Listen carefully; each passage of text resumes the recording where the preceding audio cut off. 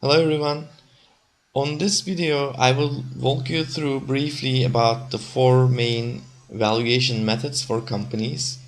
And this is going to be a very brief video, and I will be just making the talk about these methods on this video, and then on the subsequent videos, I will be walking you through how to do calculations based on each model.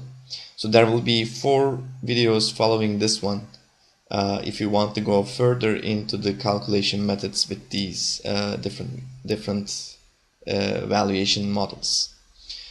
So we have four main types, and you can just find some other different methods, but these are the four widely used models, and the most widely spread model is the discounted cash flow model. So basically this assumes this looks at the company's future cash flow generation possibility, future growth, and cost of capital, cost of equity, cost of debt metrics in order to come up with some kind of estimation for net present value. You have to have some kind of positive cash flow stream for a company to apply this model. It just doesn't work with cash burning companies like the startups, etc. So just keep that in mind. The second model we have is the multiples based. So this you can apply to almost any other company out there. Why? Because it's just based on certain multiples of certain metrics that you have. So it could be sales multiple, could be EBITDA multiple, it could be cash flow from operations multiple, it could be anything, any metric. You can just have a multiple as long as you have some kind of a number that you can benchmark this to. So for example, if let's say you have a startup that is generating negative EBITDA, so you cannot use the discounted cash flow model because it's burning cash and losing money, etc. So in that case, you might be looking into the net sales of this company and just use the industry widespread multiples for net sales based on other deals or other valuations of companies or valuations of other cash losing public companies, and you just look into their net sales multiple figure, so value divided by net sales figure, and then you just apply it to this company in order to come up with a value.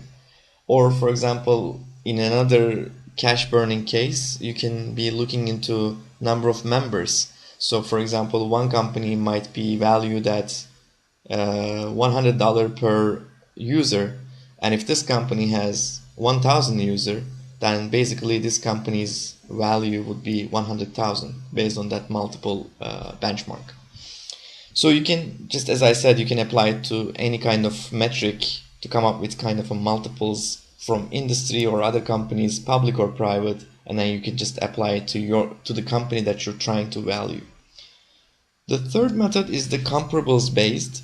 So in this one is a little bit similar to the second approach, but it's a little bit different because this mainly looks into the different deals that were done in the industry or around, and the deals that were actually very similar to your case. So for example, you are a $100 million revenue generating company, and you have, let's say, 100 different branches. You're let's say a retail company, you have 100 branches, and you're selling fashion goods, for example. And then there was just a case that another company that's about the same size with you was just sold for $300 million recently to an acquirer. So in that case, you just use that comparables based model, and then say, okay, my company might also be valued at $300 million based on this comparable criteria. It's kind of, compared to number 1 and 2, it's kind of more like an approximation, because number of deals are not gonna be always out there. There's gonna be a few number of deals out there, and also the companies will never be exactly the same, but it will just give you an idea. And the fourth one is an asset-based calculation. You can apply this to any company, of course, but this is mostly applied. In my case, I usually use this method for companies that are usually going through tough times but have some good track records and that are actually in all type of industries, like with heavy machinery, property, plant, equipment, investments, so that are really big on assets and low on liabilities, but are kind of going through tough times, so they're having trouble in terms of creating cash flow. So you cannot necessarily come up with some certain growth metrics for them for the next 10, 15 years. So you cannot apply number one method, the discounted cash flow model.